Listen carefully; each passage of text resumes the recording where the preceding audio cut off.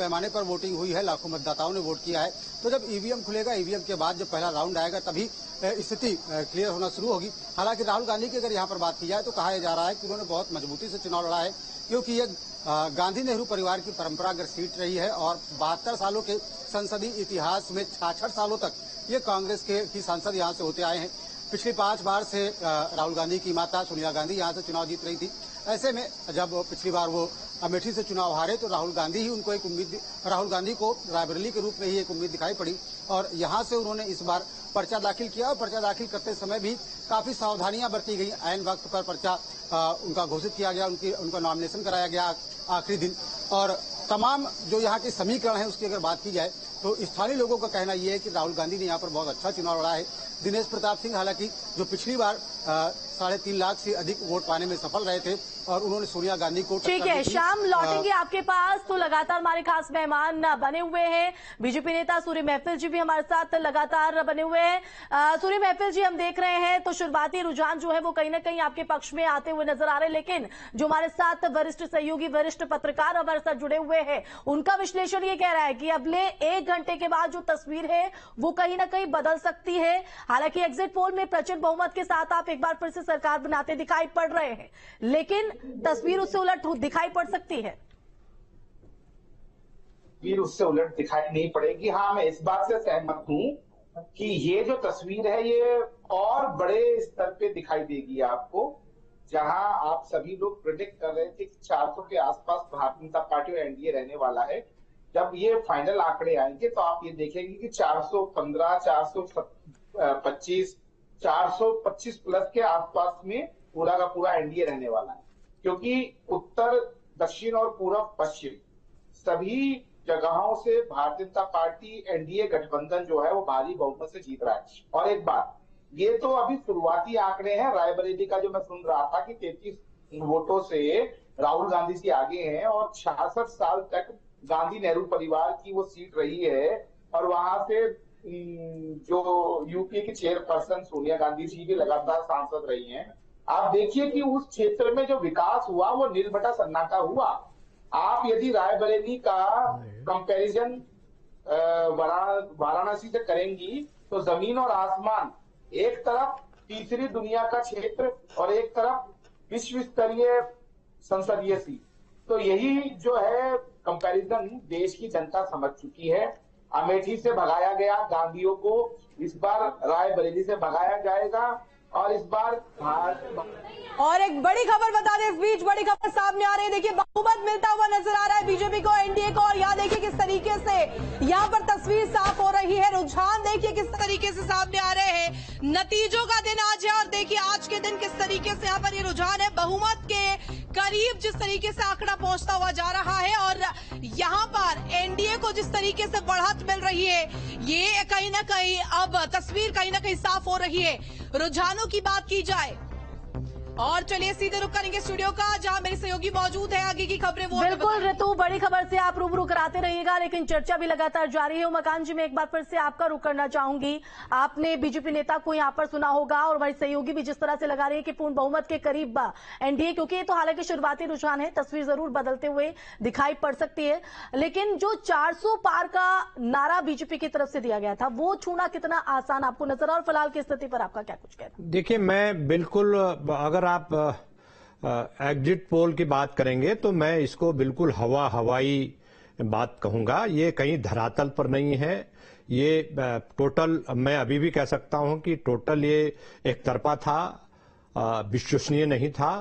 इसका कोई विज्ञान, जो साइंस गिनाए गए, मैं उनको बिल्कुल खारिज करता हूं कि इस तरह से नहीं हो सकता। भारत की जनता बहुत इंटेलिजेंट है, बहुत ढंग से वोट करते हैं लोग, सोच समझ के वोट करते हैं और ऐसा लगता है कि ये जो है भारत के जो मतदाता हैं उनका जो विवेक है उसको हाईजैक करने की कोशिश थी। मैं बिल्कुल भी नहीं मानता। देखिए, 2024 में हम हैं और 2014, 2019 लगातार दो चुनाव एनडीए, राष्ट्रीय लोकतांत्रिक गठबंधन जीता है, इसमें कोई शक नहीं है। लेकिन हमें एक बात आपके दर्शकों को भी बतानी है कि 2024 जो है 2019 नहीं है, 2014 नहीं है। जो भारतीय जनता पार्टी के जो सज्जन है, मैं कोई टिप्पणी किसी पॉलिटिकल प्रवक्ता पर नहीं करता हूं और मैं ऐसी उम्मीद करता हूं कि कोई मेरे पर भी या जो मेरा अपना विचार है उस पर भी कोई टिप्पणी ना करे। मैं किसी पॉलिटिकल आदमी से कंपटीशन नहीं करता हूं। जिनको जो पॉलिटिकल पार्टीज के आदमी को बात बोलनी है अपनी पार्टी के प्रचार में, जाहिर तौर पर, और सब अपनी मर्यादा का ध्यान भी रखेंगे। अरविंद जय तिलक जी के पास में पहले आऊंगी, सूर्य महफिल जी में लौटूंगी आपके पास, लेकिन अरविंद जी, आप उमाकांत लखेड़ा जी को सुन रहे होंगे, बीजेपी नेता को आपने सुना और अभी तक के जो रुझान है वो भी लगातार आप देख रहे हैं। उमाकांत जी की बात से आप कितना इत्तेफाक रखते हैं? मैं बहुत कुछ सहमत तो नहीं हूं, इसलिए कि अभी जो ये 1 घंटे का जो वोटिंग आप देख रही है, उसका रुझान देख रही है, पोस्टल बैलेट का है। और आपको याद होगा 2019 में भी जो है पोस्टल बैलेट का जब गिनती शुरू हुई थी, तो उस समय भी जो है जो विपक्ष जो था बहुत तेजी से आगे बढ़ा था। उसका कारण क्या? देखिए, अधिकांश जो इसमें जो मतदान करने वाले होते हैं सरकारी कर्मचारी होते हैं, सभी गवर्नमेंटेड होते हैं, जिनकी ड्यूटी लगी होती है या ड्यूटी पर होते हैं। तो ये कांग्रेस जो है, जो पुराना जो पेंशन है वो स्कीम जो है, विपक्ष जो है वो स्कीम, अग्निवीर योजना, तमाम ऐसे लोग हैं जो कहीं ना कहीं जो है इन मतों से सहमत होते हैं कि नई पुरानी पेंशन लागू की जाए, अग्निवीर योजना को समाप्त करके किया जाए। तो उनका पूरी तरह से वो शिद्दत के साथ जो है सरकार के खिलाफ अधिकांश, मैं पूरा नहीं कहता हूं, लेकिन ये मान के चलिए कि आप तुलनात्मक तौर पर 60% लोग जो है वो वोट करते नजर आते हैं। लेकिन आम आदमी जब उसका ईवीएम खुलता है तो उसका इन सब चीजों से बहुत वास्ता नहीं रहता है, क्योंकि उसके जीवन की चर्या है, जो उसकी जीवन शैली है, जो उसके जीवन की जरूरतें हैं, जहां उसका सरकारी नौकरी से बहुत लेना देना नहीं रहता है, उन कर्मचारियों से बहुत लेना देना नहीं रहता है, वो उनकी अपनी जो मूलभूत सुविधाएं सरकार उस पर कितना कसौटी पर खड़ा रहे उसको देख करके वोट देता है।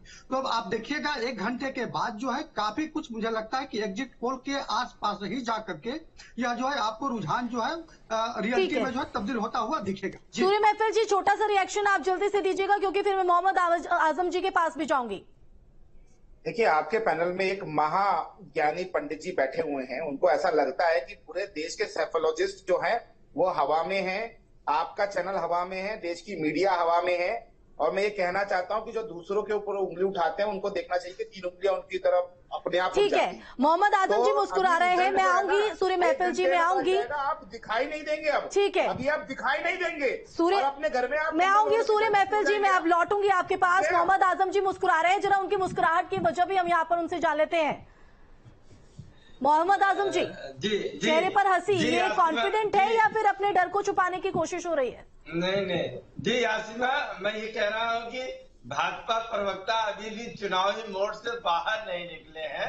कोई भी व्यक्ति जैसे अरविंद जय तिलक जी हैं, अगर उनके फेवर में बोल रहे हैं तो अच्छी बात है, अब दूसरे संपादक जी हैं उनके फेवर में नहीं बोल रहे हैं तो ये बुरी बात है। हर आदमी का अपना इंडिपेंडेंट ओपिनियन है, वो जैसा है वो आपके चैनल पे रख सकता है, किसी को उससे एतराज नहीं होना चाहिए।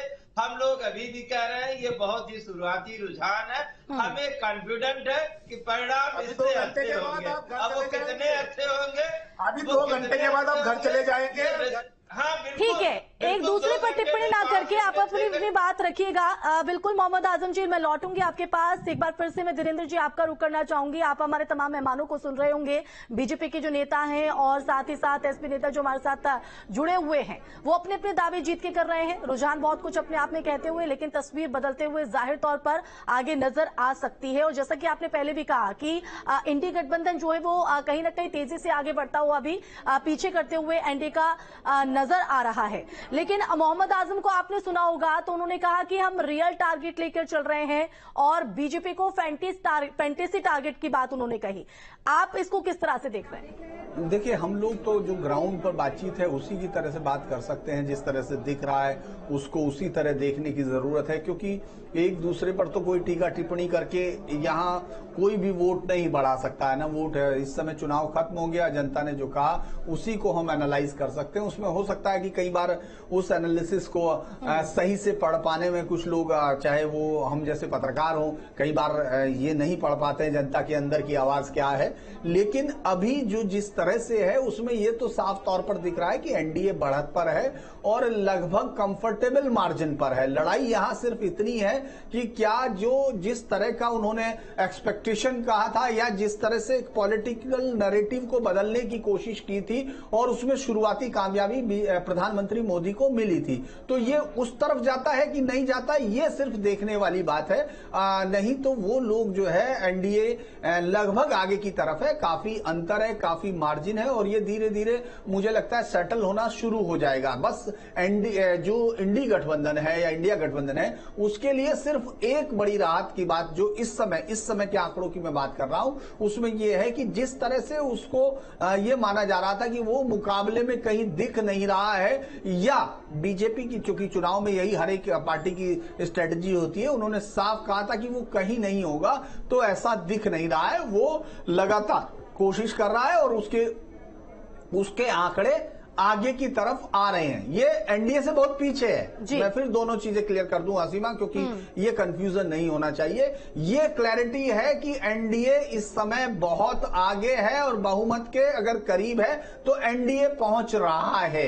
लेकिन जो इंडिया गठबंधन है वो उतना पीछे, जो जिस तरह से उसकी परफॉर्मेंस की सवाल था उस पर वो बढ़ रहा है, उससे बेहतर करते हुए दिख रहे हैं। एग्जिट पोल से थोड़ा सा अलग दिख रहा है वही ट्रेंड वही है, लेकिन जो संख्या है उसमें ऊपर नीचे होगा और बेहतर है कि कोई मैं फिर कहूंगा कि चर्चा में तो ये होता ही है। और हमारे साथ तो उमाकांत लखेड़ा जी हैं। मुझे लगता है कि बहुत ही कम देश के ऐसे जर्नलिस्ट होंगे जिन्होंने इतने चुनाव इस तरह से अलग अलग राज्यों में किए हों, तो मैं उनकी इस बात को मानता हूं कि यहाँ कोई किसी पे व्यक्तिगत टिप्पणी ना करे, क्योंकि हम लोग आंकड़े देखें। बिल्कुल हम भी यही चाहेंगे कि जो